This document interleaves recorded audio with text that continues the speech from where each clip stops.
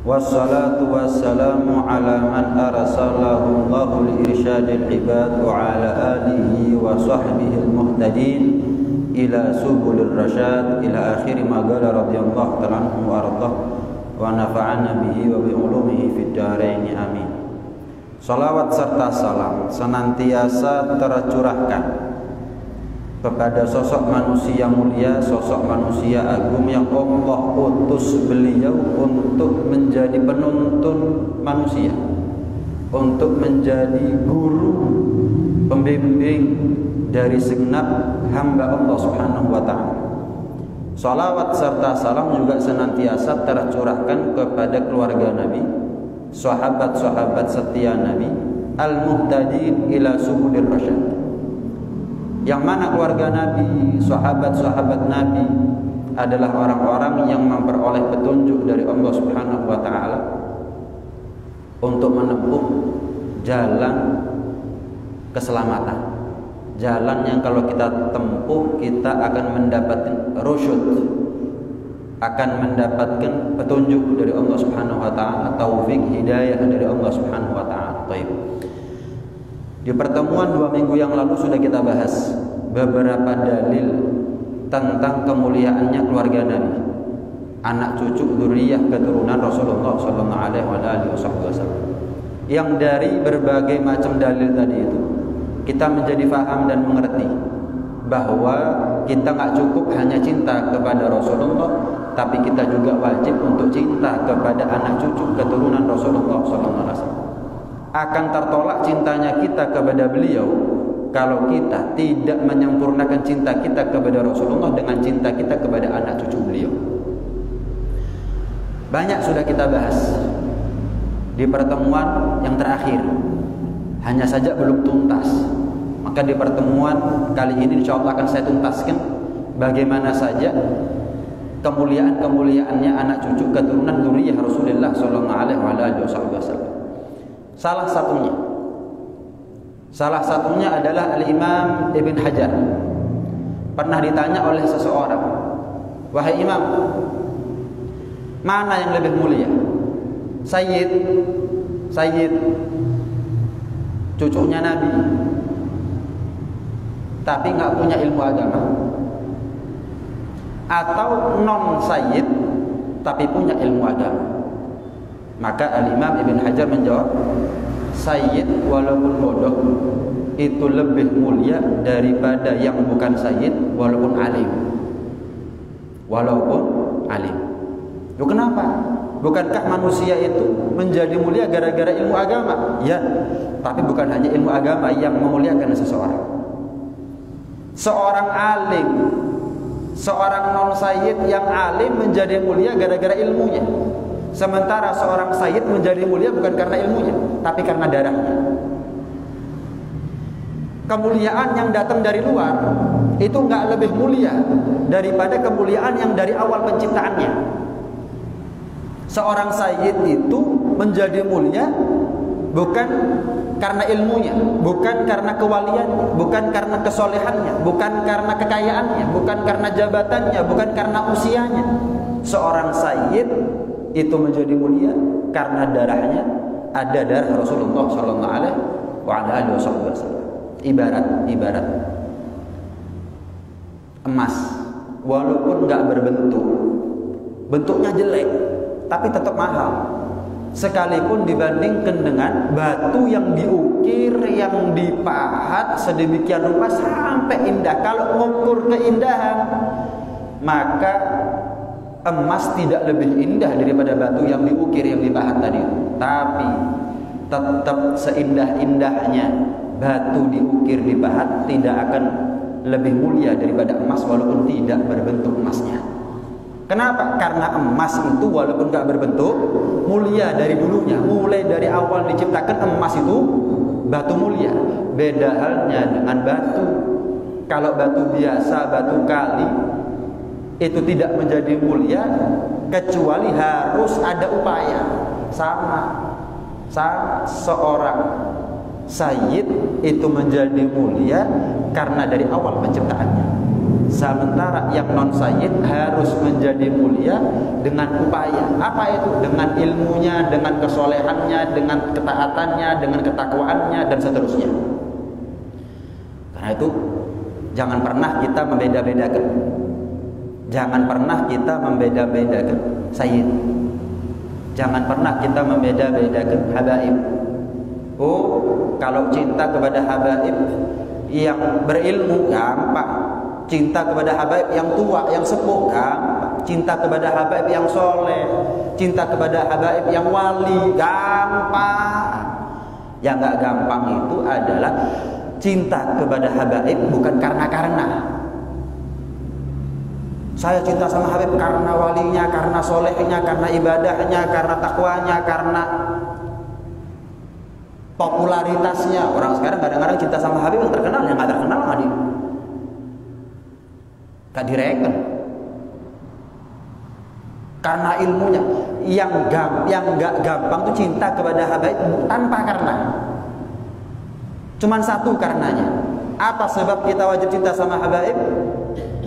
Adalah qul la as'alukum alaihi ajran illa mawaddata fil qurba. Bukti terima kasih kita kepada Rasulullah SAW. Itu aja udah. Nggak nunggu alim, nggak nunggu wali, nggak nunggu soleh.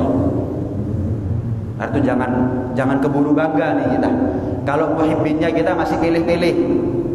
Alim baru muhibbin, ali baru muhibbin, soleh baru muhibbin, sepuh baru muhibbin. Tapi kalau nggak terkenal, nggak berilmu dan seterusnya nggak muhibbin. Nah, tetap bagaimanapun juga dia adalah cucunya Nabi Sallallahu Alaihi Wasallam yang kalau kita cinta kepada mereka tetap kita menjadi orang yang mulia di sisi Allah Subhanahu Wa Taala dan di mata Rasulullah Sallallahu Alaihi Wasallam. Karena menjadi sayyid itu lebih mulia daripada menjadi ulama. Dan cinta kepada sesuatu yang lebih mulia dalam Islam itu lebih diutamakan. Menjadi habib itu lebih utama daripada menjadi ulama. Kalau menjadi ulama kita bisa berusaha, tapi kalau menjadi habib gimana usahanya kita? Nggak bisa. Itu murni pilihannya Allah Subhanahu Wa Taala. Cinta kepada sesuatu yang lebih mulia, ya tentunya itu lebih di nomor satu dalam agama Islam. Kita kadang-kadang bisa cinta sama ulama tapi nggak bisa cinta sama habaib. Berarti dia sudah menomorduakan apa yang nomor satu dan nomor satu kan apa yang nomor dua. Cinta kepada habaib itu lebih utama daripada cinta kepada ulama. Misal kita hadir haul. Ada seorang habib, wali, orang soleh, ulama besar meninggal, kemudian setiap tahun diperingati haulnya. Pertanyaannya, kita hadir haulnya dia, hadir haulnya beliau, niatnya kita apa? Karena keulamaannya, kewaliannya, kesolehannya, atau karena habibnya? Kadang-kadang kita ini hadir haul bukan karena habibnya, ulamanya, kewaliannya, kesolehannya. Kita ngalap berkah dari kewaliannya, kesolehannya. Kita nggak pernah ngalap berkah dari status dia sebagai sayyid, anak cucunya Rasulullah SAW. Hadir haul dalam rangka menghormat cucunya Nabi itu lebih utama daripada kita hadir haul hanya dalam rangka menghormati seorang ulama yang telah meninggal dunia beberapa tahun yang lalu. Beda. Cinta kemudian kita tergerak hatinya untuk hadir haul karena ulamanya gampang, tapi karena sayyidnya nggak gampang. Nah, yang nggak gampang nih ganjarannya paling gede. Yang angel, yang susah, yang kadang-kadang orang nggak kepikiran itu luput terus itu, ya itu yang kadang-kadang kita kalau hadir nggak niat, lupa nggak meniati sejauh itu, sedalam itu yang kadang-kadang ganjarannya gede. Itu yang kadang-kadang pahalanya besar. Yang perlu digarisbawahi, kita diperintah oleh Allah untuk cinta kepada habaib, nggak nunggu alim, nggak nunggu wali, nggak nunggu soleh, nggak ada. Cinta kepada mereka tulus, murni, nggak ada lain kecuali niatnya kita adalah berharap syafaat kakeknya yaitu Habibuna Muhammad sallallahu alaihi wasallam. Cinta. Tapi kalau untuk belajar, ya harus belajar kepada habaib yang berilmu. Tapi kalau kita untuk meneladani, ya tentu kita harus meneladani habaib yang punya akhlak, yang berkepribadian luhur, budi pekertinya baik.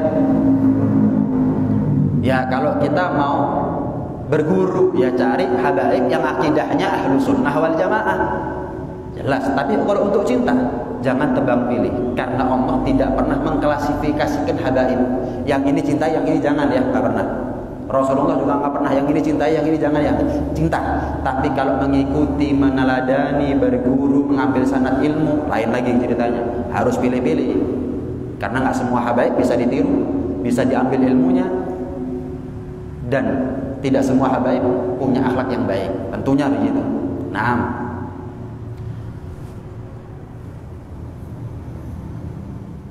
kemudian pernah diceritakan awal tahun 2000-an. Awal tahun 2000-an Al-Habib Umar bin Muhammad bin Salim bin Hafid.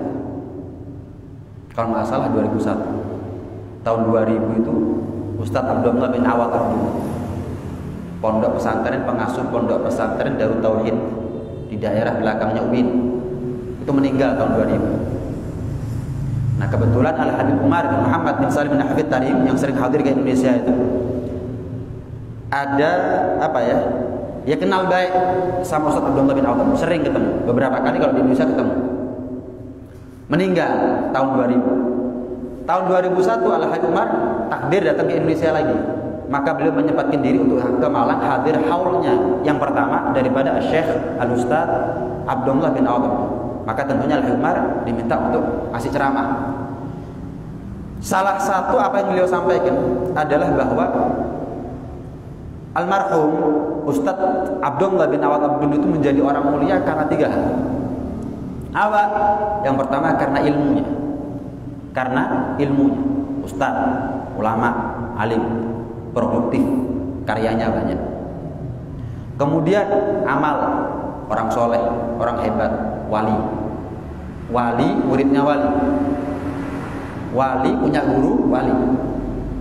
Ilmu, amal. Yang ketiga apa? Mahabbah kepada ahlul bait, cinta kepada ahlul bait. Nah, kita nih dari yang nggak ngerti apa-apa untuk menjadi orang berilmu gampang.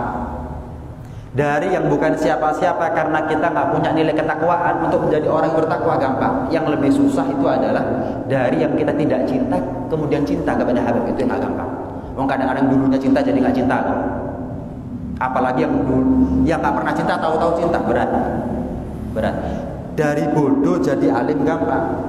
Dari ahli maksiat menjadi ahli taat gampang. Kalaupun dari bodoh menjadi alim kita katakan susah. Kalaupun kita katakan menjadi dari ahli maksiat menjadi ahli taat itu susah, ada yang lebih susah. Dari yang tidak kenal, tidak cinta kepada habaib menjadi kenal dan cinta kepada habaib dengan murni tulus, nggak ada tendensi apa-apa. Bukan mepet sama habaib yang terkenal toh, bukan mepet sama habaib yang ulama toh, bukan mepet sama habaib yang soleh toh. Husnudzonnya separuh-separuh namanya. Husnudzonnya separuh-separuh. Ya. Menjadi alim, kalau kita merasa berat, ketahuilah cinta kepada habib lebih berat. Menjadi wali, orang yang bertakwa, kalau kita katakan berat, ketahuilah dari yang tidak cinta menjadi orang yang cinta kepada habib itu lebih berat. Itu yang lebih berat. Nah, kemudian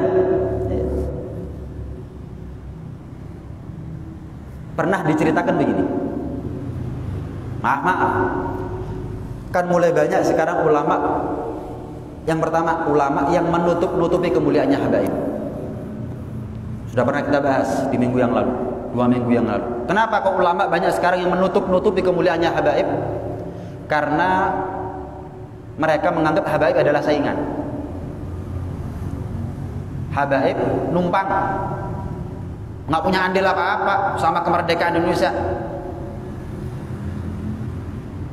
Kalau mau dibahas panjang, ada andilnya. Kalau habaib nggak dakwah ke sini, Ya kita ini mungkin memeluk agama Hindu. Agamanya kita masih Buddha sampai sekarang. Nyembah patung, nyembah pohon.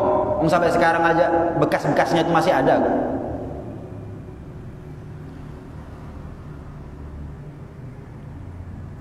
Kalau ulama menutup-nutupi ilmu, alajamahullah bilijamin minan nar yaumal qiyamah. Allah akan buat tali kekang nempel di mulutnya, yang mana tali kekang terbuat daripada api. Nanti di hari kiamat disiksa oleh Allah Subhanahu wa taala mulutnya, ditarik dengan tali kekang oleh malaikat untuk masuk ke dalam neraka, yang mana tali kekangnya yang nempel di mulutnya itu ada tali kekang terbuat daripada api. Apapun ilmunya, termasuk menutup-nutupi kemuliaannya habaib. Ada beberapa daerah yang anti habaib. Ada beberapa daerah yang anti habaib. Haram hukumnya habaib masuk kampung situ. Entah apapun alasannya mereka.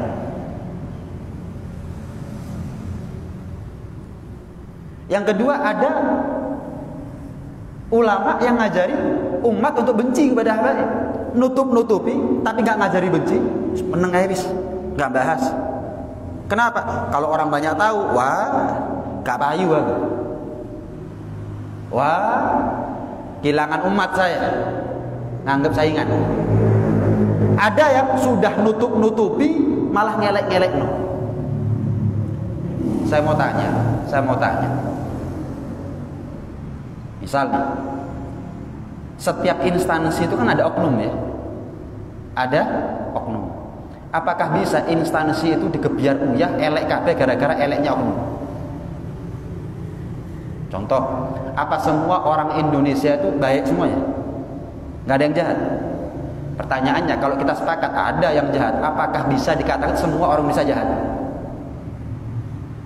Semua itu ada oknum. Nggak menutup kemungkinan.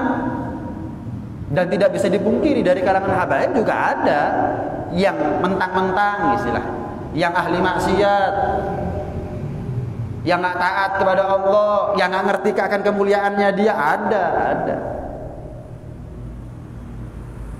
Tapi apakah bisa digebiar bahwa habaib itu elek hanya gara-gara oknum? Jadi dia selalu dijadikan dalil untuk ngecap atau ngeklaim habaib itu elek. Ya nggak bisa dong. Emangnya habaib yang soleh nggak ada? Habaib yang alim nggak ada? Habaib yang ahli ibadah nggak ada? Habaib yang wali nggak ada? Coba kita cek dari sekian banyak habaib yang kita kenal, yang soleh sama yang nggak soleh, yang berilmu sama yang nggak berilmu misalnya, yang ahli ibadah sama yang nggak ahli ibadah, yang lebih banyak yang mana? Sama sebagaimana saya tinggal di Indonesia, yang saya kenal orang Indonesia itu baik-baik, ada yang nggak baik, tapi sedikit yang saya kenal. Lah masuk gara-gara sendiri kabelek, nggak masuk akal. Tapi memang itu by design, itu memang didesain, itu memang direncanakan untuk menjauhkan kita daripada habaib. Dibuat bodoh kita tentang kemuliaannya habaib, atau kita dibuat benci terhadap habaib. Karena itu adalah peluang terbesar bagi setan untuk mencerai berai umat muslim dari dalam. Nah, seperti yang pernah saya singgung di pertemuan yang lalu, ulama ngajari orang untuk cinta sama habaib. Wow, luar biasa ya. Ulama tapi ngajari orang untuk benci sama habaib, jatuh nilainya. Awam tapi cinta sama habaib, bagus. Awam tapi cinta sama habaib, bagus. Salawis awam benci habaib, ya pada ini. Ulama aja benci habaib, jatuh nilainya. Apalagi nggak punya nilai kemudian benci sama habaib, apa jadinya? Apa artinya? Ziarah sama Nabi tapi benci sama cucunya. Ziarah Nabi tapi benci cucunya. Lah kira-kira dia punya muka nggak untuk ketemu sama kakeknya nanti di hari kiamat? Untuk minta syafaatnya, untuk minta pertolongannya, untuk dipanggil nanti di mahsyar. Punya muka nggak orang seperti ini? Man ahana Quraisyan ahanahullah. Dalam satu hadis Rasulullah SAW bersabda, barang siapa yang merendahkan Quraisy itu bukan ahlul bait. Quraisy itu sukunya Nabi. Sukunya Nabi aja kalau dijelek-jelekkan itu bisa mengakibatkan kepada Allah menghinakan dia. Lah gimana kalau darah dagingnya Rasulullah sendiri? Sukunya Nabi aja. Orang kok ngelek-ngelek no Arab, ahanahullah, direndahkan, dihinakan dia oleh Allah SWT. Kalau nggak di dunia, di akhirat. Siapa yang ngelek-ngelek no sukunya Nabi, bangsanya Nabi, mau Quraisynya, mau Bani Hashimnya, mau Bani Muthalibnya, mau Arabnya secara umum, ahanahullah, bakal dijatuhkan oleh Allah Subhanahu Wa Taala. Lah gimana kalau yang dia jelek-jelekkan adalah anak cucunya? Quraisy belum tentu anak cucunya, tapi kalau anak cucunya Nabi pasti Quraisy. Kok ada gitu loh, orang yang punya ilmu ngakunya ulama, tapi ngajak orang untuk menjauh daripada habaib. Ini ilmunya ngambil sanatnya dari mana? Saya kepingin tahu. Tapi kalau sudah kena yang namanya jabatan, harta, popularitas, wah, yang haram halal memang kadang-kadang. Itulah fitnahnya orang yang berilmu itu. Popularitas, jabatan, harta dunia. Itu sudah berat untuk ulama sekalipun melawan. Nah, pernah diceritakan ada satu sahabat, setiap dia selesai baca Fatihah, selalu yang dia baca adalah surat Tabbat Yada Abi Lahab wa Tabb. Surat tentang nas vonis Allah bahwa Abu Lahab paman Nabi masuk neraka selama-lamanya dan diadab seperti bedihnya oleh Allah Subhanahu Wa Taala. Ada satu sahabat setiap selesai Fatihah baca surat Tabbat. Nanti rakaat kedua juga begitu, setelah selesai Fatihah baca surat Tabbat. Didengarkan sama Nabi, kok balik-balik? Ditegur sama Nabi. Kenapa? Kok selalu baca surat Tabbat setelah Fatihah? Nggak ada surat yang lain? Ditegur sama Nabi. Loh, Nabi itu kan tahu kalau Abu Lahab itu orang yang musuh sama Nabi, tapi bagaimanapun juga Nabi merasa itu pamannya. Kok selalu baca surat Tabbat setelah Fatihah? Nabi negur, nggak ono surat liyane. Al-Quran itu isinya cuma surat Tabbat tok.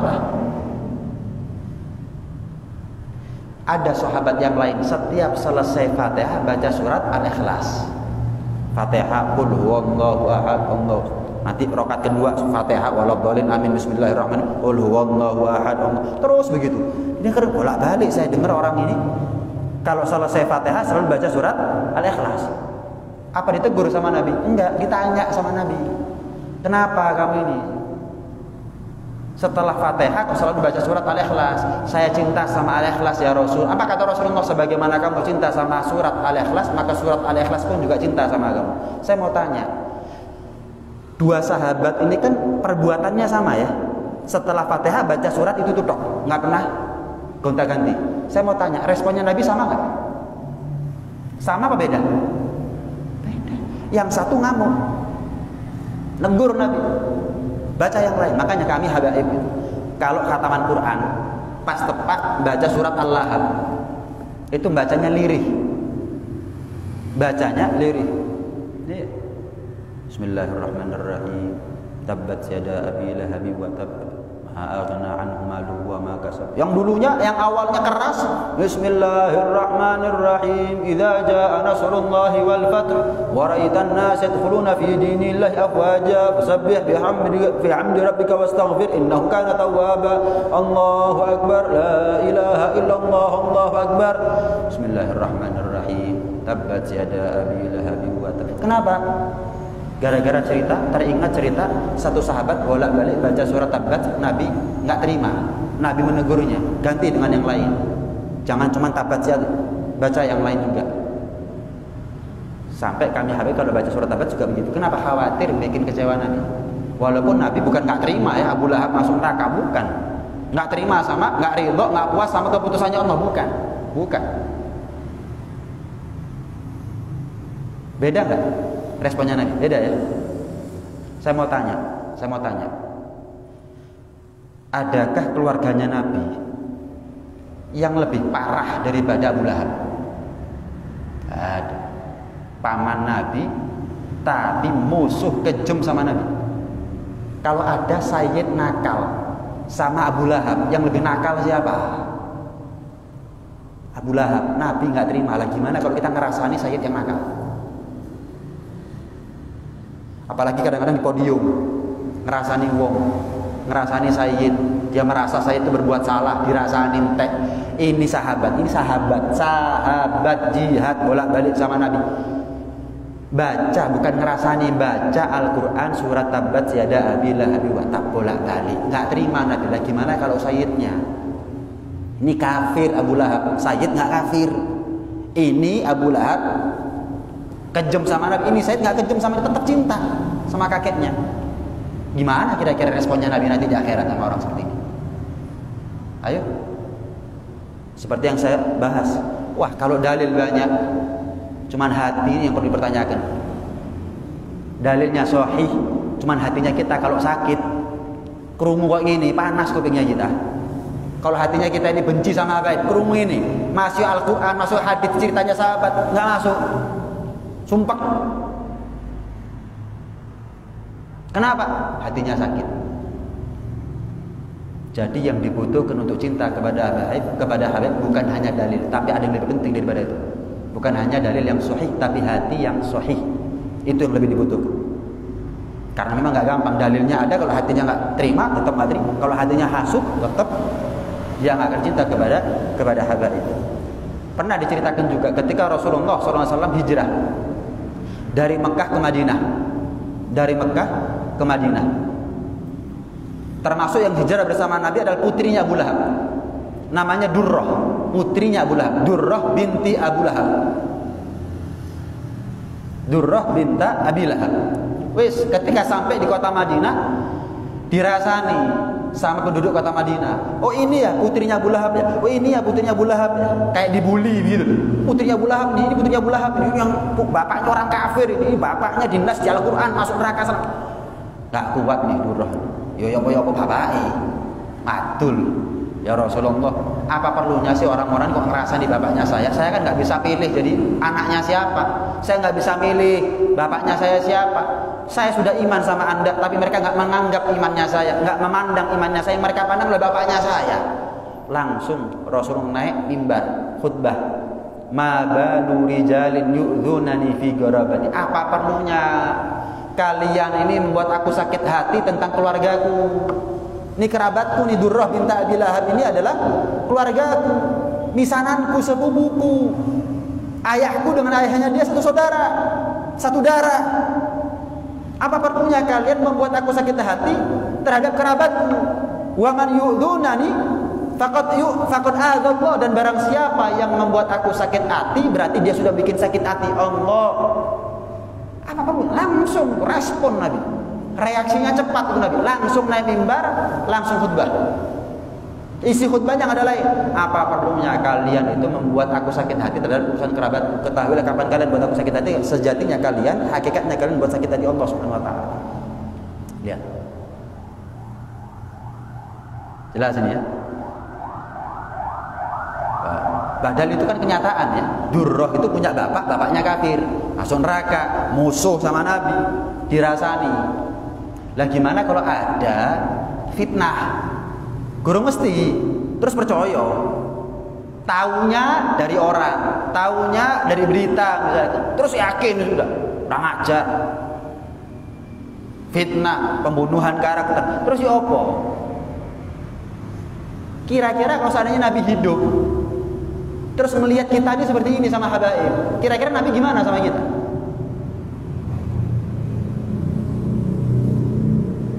Sekalipun salah bukan untuk dirasani. Kita ini kan haram hukumnya ngerasani siapapun.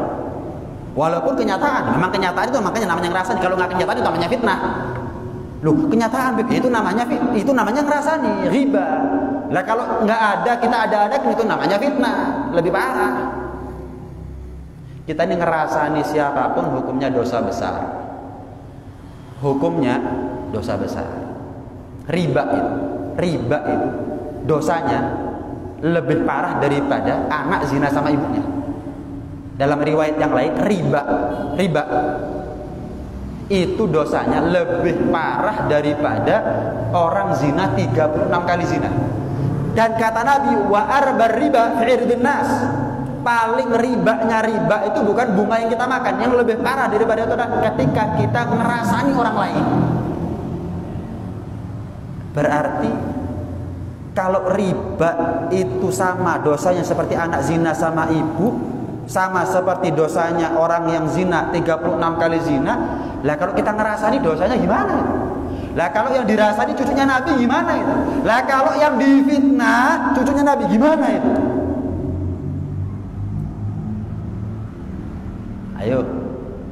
Ini kan ilmu sebetulnya. Ilmu ini sebetulnya. Tinggal hati kita ini terima nggak? Ibarat dokter ngasih obat, mau diminum apa nggak diminum sakit, sehat, nggak diminum ya sakit, selesai. Tugasnya saya. Ini obatnya. Pilihan di tangan jenengan, mau diminum silahkan, yang untung juga jenengan, yang sehat juga jenengan, yang selamat juga jenengan. Nggak diminum ya nggak apa-apa, saya nggak rugi apa-apa. Nah, Kiai Maimun Zubair almarhum, beliau pernah mengatakan begini, kalau ada sayyid nakal itu tetap hormati, tetap dicintai, dimuliakan. Tapi bukan berarti kalau ada sayyid nakal dikei duit, jangan iso maksiat mana ya, hati-hati. Itu namanya menjerumuskan. Cinta itu menyelamatkan, bukan cinta itu menjerumuskan. Wah, ada sayyid mabuan, tekon ngomong jaluk duit. Ya kita kasih duit gak apa-apa, tapi ngomong. Ye, ojo dikei macam-macam yo. Buat nafkah anak istri di rumah. Buat ongkos pulang. Buat makan. Ojo dikei macam-macam, gak apa-apa. Tapi jangan sampai dia datang tahu kita ini ahli maksiat, duit terus. Wah, cinta bib saya, cinta kok menjerumuskan. Cinta itu menyelamatkan, bukan cinta itu. Mbah Maimun Zubair almarhum pernah ditanya, kalau ada sayyid nakal cintai, hormati, kenapa mereka seperti sama seperti Al-Quran tapi suwek? Ada Al-Quran suwek, dibuang di tempat sampah kan? Diinjek-injek lah, jadi ganjelnya lawang lah. Oh, Al-Quran suwek, ya wis. Sampai kadang-kadang takbir kan bingung oleh Al-Quran suwek, kayak iso diwoco wis, sampai bingung diobong ya opo. Iya, dikubur ini gimana? Caranya sampai bingung opo kadang-kadang. Kenapa? Masih yo suwek Al-Quran. Masih yo nakal sayyid, putune Nabi. Jangan sampai salah menempatkan posisi, jangan sampai salah kita ini bersikap, mengambil keputusan, melangkah. Hati-hati. Oh, Al-Quran suwek. Ya wis.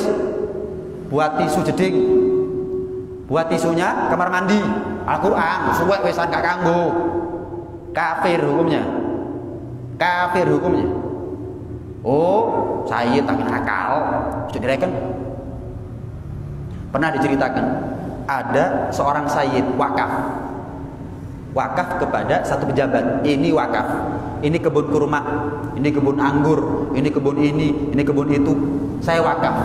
Hasil panennya setelah dijual, uangnya untuk fakir miskin dari kalangan habaib. Oh siap bib, saya terima bib. Terima. Ketika tiba masa panen dijual, panen kurma dijual, panen anggur dijual, panen ini dijual. Karena sudah waktunya panen dan sudah dijual, ada uangnya, maka fuqara masakin dari kalangan habaib, anak cucunya Nabi datang minta bagian. Tibalah satu sayyid yang nakal minta bagian, nggak dikasih. Duh, kenapa saya nggak dikasih? Kan saya fakir miskin dari kalangan habaib. Saya fakir miskin dari kalangan habaib. Iya, tapi kok nakal? Kata KI, kamu melanggar aturannya kakekmu kok. Nggak saya kasih. Malamnya ini pejabat yang diamanati mimpi ketemu Nabi. Mau salaman sama Nabi, nggak diterima sama Nabi, nggak direken. Loh, kenapa ya Rasulullah? Tadi ada cucuku datang kepada kamu minta jatah bagiannya dia. Kenapa kamu kasih? Yukhalif syariatak ya Rasulullah. Dia melanggar syariatmu ya Rasulullah. Saya mau tanya, anak durhaka apakah nggak dapat warisan daripada ayahnya? Ada orang meninggal punya 5 anak misalnya. Yang 2 durhaka, yang 3 bakti. Saya mau tanya, apakah kedurhakaan anak menghapus bagian dia daripada warisan orang tuanya? Ditegur sama Nabi. Nakalnya dia apakah menghapus daripada hak waris orang tuanya? Kalau ada sayyid nakal, ojo dirasani. Terus gimana beb? Menang. Urusan dia dan keluarganya. Urusannya dia sama keluarganya. Keluarganya, kakeknya, salafnya, datuknya sampai Rasulullah SAW. Ojo dirasani. Kalau kita mau membantu lebih, lapor sama Robitoh. Lapor ke saya misalnya, Beb, saya pernah ketemu fulan, Beb, yang saya tahu dia itu sayyid, Beb. Saya pernah ketemu seorang syarifah, Beb, berada di tempat yang nggak benar, melakukan satu hal yang nggak benar. Lapor. Bukan dirasani, bukan diviralno misalnya, bukan. Tanggung jawab jadi sama Nabi. Lapor. Biar kami yang mencoba atau berusaha untuk mengatasi. Ngerasanya orang apa berubah orangnya daripada kemaksiatannya? Enggak sama sekali. Tidak sama sekali. Naam. Ibn Arabi mengatakan begini, "Fala ta'dilu bi ahlil baiti khalqan fa ahlul baiti hum ahlus siyadah." Tidak ada yang sebanding makhluk dengan ahlul bait. Ahlul bait ini memang orang-orang yang mulia, kata Al-Imam Ibn Arabi. Fa bughduhum minal insani khusrun haqiqiyyun wa hubbuhum ibadah. Benci kepada mereka adalah kerugian yang hakiki, dan cinta kepada mereka adalah bagian daripada ibadah. Sebutkan. Saya mau tanya, umat terbaik siapa? Umat terbaik, umatnya siapa? Umat Nabi Muhammad. Saya mau tanya, keluarga terbaik siapa? Keluarganya Nabi Adam, keluarganya Nabi Nuh, keluarnya Nabi Idris. Kalau kita saja umat menjadi umat terbaik karena kita umatnya Nabi Adam, berarti nggak ada keluarga terbaik kecuali keluarganya Nabi Muhammad. Tidak ada keluarga terbaik kecuali keluarganya Nabi Muhammad. Beruntungnya kita menjadi umatnya Muhammad, beruntungnya mereka menjadi keluarganya Nabi. Sebagaimana kita nggak bisa pilih jadi umatnya siapa, kami juga nggak bisa pilih jadi anaknya siapa, cucunya siapa, nggak bisa pilih. Itu murni kehendaknya Allah. Jadi jenengan kalau protes sama Allah. Kok enak gak diapin? Jenengan jangan protes kepada saya nggak bisa milih jadi keturunannya siapa. Jangan protesnya sama Allah. Monggo. Ojo ngamuk nang aku. Yang ngangkat kemuliaannya Habib bukan saya kok. Misal Nabi Musa protes, ya Allah kok enak tuh Muhammad. Umur paling pendek tapi ganjarannya paling gede. Datang paling keri tapi berguru surga paling dhisik. Imannya paling belakang, tapi kira-kira Nabi Musa diapakan sama Allah kalau dia protes akan kemuliaan? Yang memuliakan Nabi Muhammad apa Nabi Muhammad sendiri? Allah yang punya kehendak. Jadi kalau ada orang hasud, iri, dengki sama nikmat yang Allah berikan kepada orang lain, sebetulnya dia sedang protes kepada Allah. Dia sadar nggak sadar, tahu nggak tahu, dia protes sama Allah. Kan banyak orang ya bapak bodoh. Loh iya, kalau manusia bisa sakit, butuh makan, butuh minum, keluar masuk pasar, iya memang. Tapi asal Anda tahu, itu ucapannya Abu Jahal dulu juga begitu. Opo ae Muhammad Nabi. Mali hadar Rasul ya'kulu ta'am yamshi fil aswaq. Nabi opo Muhammad ini? Makan, minum, keluar masuk pasar seperti kita. Ya, berarti kalau ada orang menolak kemuliaannya Habib, itu omongan sama dengan omongannya Abu Lahab. Hati-hati, bukan nggak ada, banyak. Saya tahu resikonya saya ngomong seperti ini apa, saya tahu. Dianggap gila hormat gak apa-apa. Kenapa? Anda sadar gak sih? Kenapa sih habaib yang sepuh-sepuh ini kok turun tangan sekarang bahas ini sekarang? Sadar gak sih? Kenapa? Karena ulama yang seharusnya menyampaikan ini gak ada. Sedikit, kalaupun ada dikucilkan. Yang ada sekarang bertebaran adalah ulama yang populer, yang terkenal, yang viral, yang ngajari umat untuk benci sama habaib, atau ngajari orang untuk ngotak-ngotak no habib, iki habibku. Hati-hati. Apa yang saya sampaikan ini ilmiah. Jadi kalau ada yang nggak terima silahkan, tapi yang ilmiah, jangan fanatik. Silahkan dibantah, tapi ilmiah. Karena apa yang saya sampaikan ilmiah. Bukan ngajari jenengan fanatik sama Habib. Enggak. Seperti saya bilang tadi, cinta ya, tapi untuk berilmu, berguru, meneladani seorang, walaupun Habib ya gak kafir ditiru. Enggak semua bisa diambil ilmunya. Nah, Sayyidina Abu Bakar As-Siddiq mengatakan begini, urgubu Muhammadan fi ahli baiti.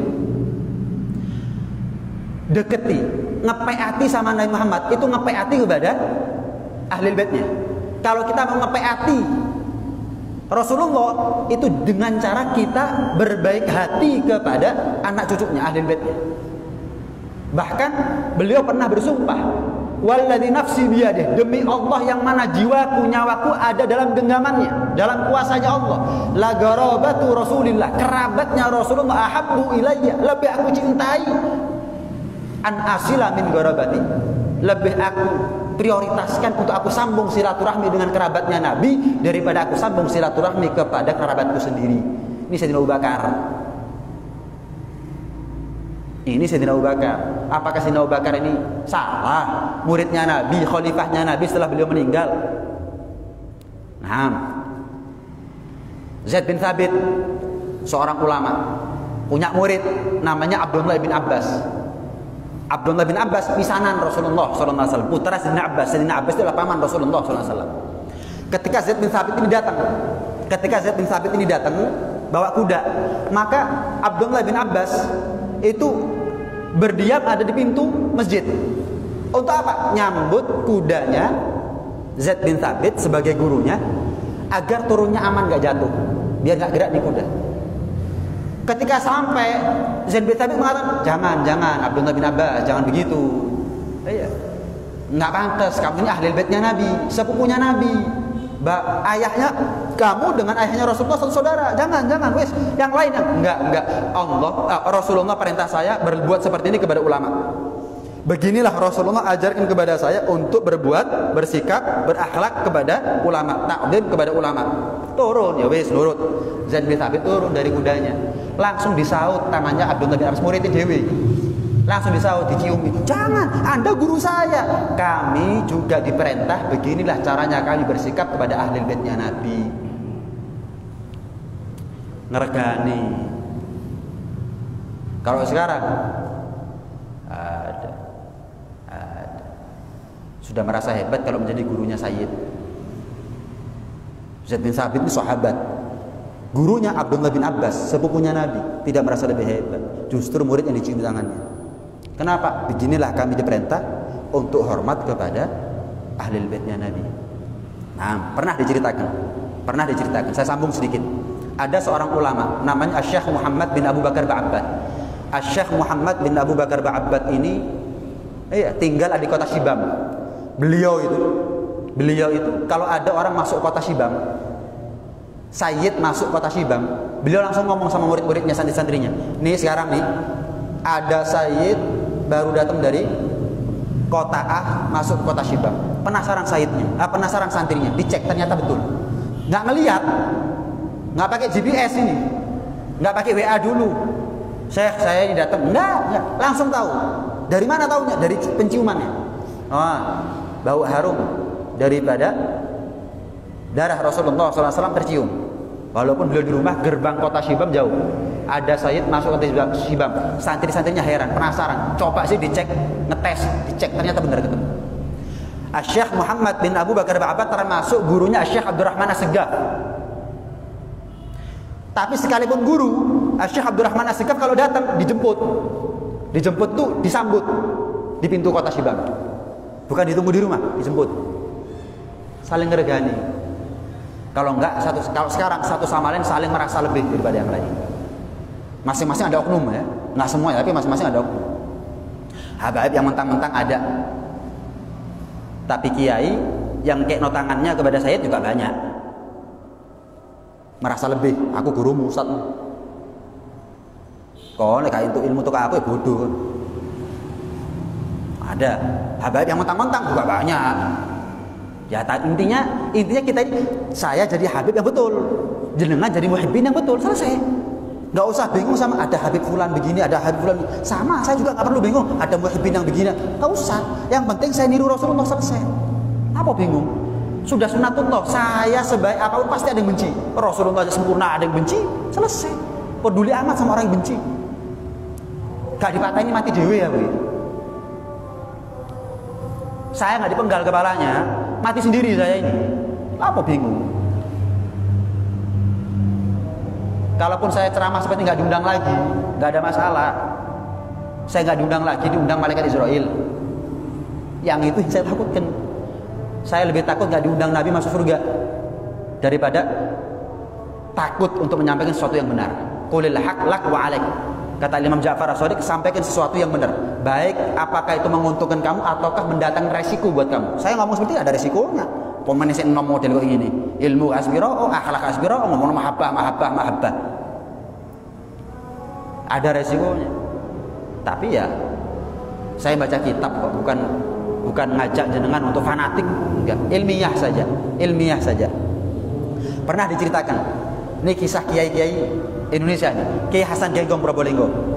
Pernah kedatangan tamu naik mobil.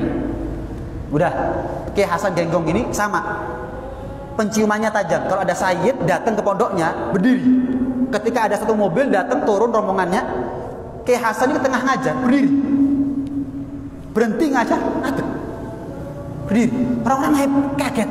Wah, ini kalau sudah Kiai Hasan tengah-tengah ngajar, mutus ngajar, berdiri, sayyid datang ini. Penasaran, siapa sayyidnya? Terima. Loh, ini rombongan cuman ini tok tah? Iya, nggak ada yang lain? Enggak. Nggak mungkin salah penciuman saya ini, nggak mungkin. Ada sayyid pasti? Enggak, Yai. Kami cuma berenam misalnya. Kami cuma berenam. Enggak ada. Saya berdiri bukan nyambut kalian, tapi saya berdiri karena nyambut sayyid. Enggak mungkin. Anda pasti bertujuh nih. Anda pasti bertujuh datang ke sini. Enggak ada. Yang nyopir siapa? Nah, kalau yang nyopir ada di mobil. Nah, ayo terno di motor. Dinterno. Yang nyopir. Mukanya nggak terlalu ngarapi. Tanya, siapa namanya? Fulan bin Fulan. Marganya apa? Al-Fulan. Nah, ini saya berdiri untuk sopirnya ini, bukan untuk kalian yang dinterno. Saya berdiri untuk sayyidnya ini. Lihat sopir diregani ngaten. Ono kiai model kayak ini saya. Ono, makanya di Kiai Hasan Genggong. Makanya jadi Kiai Hasan Genggong. Kenapa mahabbahnya luar biasa? Mambu tok. Isok mambu ya apa ceritanya? Masuk akal, nggak masuk akal. Tapi terjadi nggak? Terjadi, saksinya banyak. Subhanallah. Cerita lagi. Al-Imam Abu Hanifah ngelihat Al-Imam Ja'far As-Shadiq. Al-Imam Abu Hanifah murid, sementara Al-Imam Ja'far As-Shadiq adalah guru. Usianya masih muda. Dulu orang itu usia 17, 18 tahun, 20 tahun sudah jadi ulama besar. Imam Syafi'i itu usia 17 tahun. Usia 17 tahun. Dalam riwayat yang lain usia 15 tahun sudah bikin madhab. Jadi madhabnya kita ini dibuat oleh orang yang usianya 15 tahun. Umurnya Imam Syafi'i cuma 56. Yes. Imam Ja'far As-Shadiq sebagai guru keluar dari masjid bawa tongkat. Umurnya masih muda badan. Imam Abu Hanifah, Imam Hanafi tanya, "Wahai guru, kok pakai tongkat? Maaf, kita kan usianya masih muda. Kok sudah pakai tongkat? Masa sakit?" "Kenapa guru?" "Oh, ini tongkat bukan sembarang tongkat." "Loh, tongkatnya siapa?" "Tongkatnya Rasulullah." Langsung diambil itu sama Imam Abu Hanifah, diciumi. Guyu Imam Ja'far As-Shadiq. Tawa. "Kamu aneh-aneh aja." Nu'man bin Thabit ini nama asli Al-Imam Abu Hanifah. Kau ini aneh-aneh. "Loh, kenapa guru?" "Pripun yai? Tungkete mbok ambungi awake, enggak mbok ambungi apa ceritane?" Ini tungket pernah disentuh sama tangannya Nabi. Lah darahnya Nabi ada dalam tubuhnya saya. Nangis itu Imam Hanifah. Nangis kisinan. Iya ya. Kok iso aku ngambungi tungkete Kanjeng Nabi, putune Kanjeng Nabi kata ambungi kok iso ya. Ini bukan saya ngarahkan jenengan ambungi saya loh ya.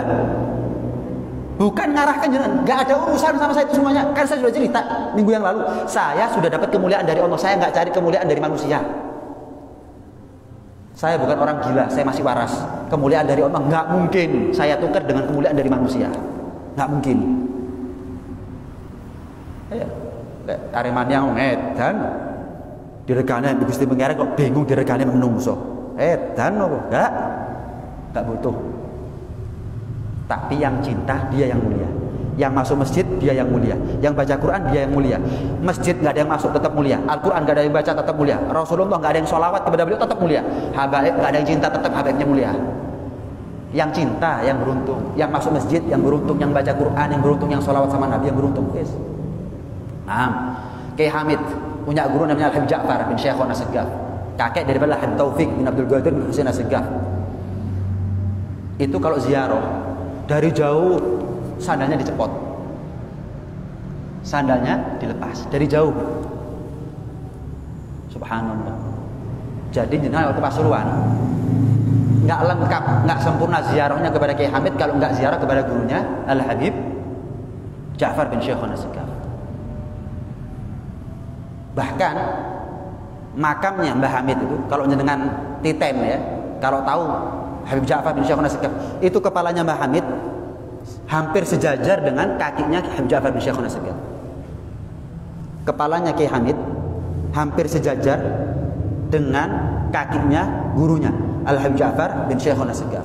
Cerita lain, Kiai Ahmad Jufri hidup sezaman dengan Mbah Hamid. Mbah Hamid bagian doa, Kiai Ahmad Jufri bagian ceramah. Pernah sekali waktu Masjid Agung Pasuruan, Masjid Al Anwar, ngadakan acara Isra dan Mi'raj. Yes.